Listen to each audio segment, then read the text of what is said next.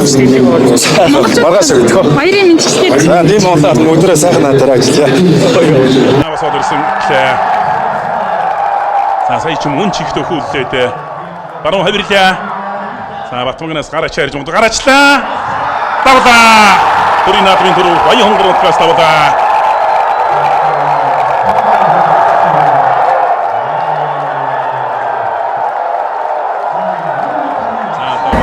Хүмүүстэй бүгдөөд баярлалаа. Тэгээд энэ төрүүлгүй энэ жил байсан юм байна. Тэгээд өөрийн ирэх яг энэ мэдрэмж бол үнэхээр сайхан мэдрэмж байт юм байна. Тэгээд чи өнөөдөр энэ наадамд ямар их өндөр сэтгэл зүйтэй барилдаа.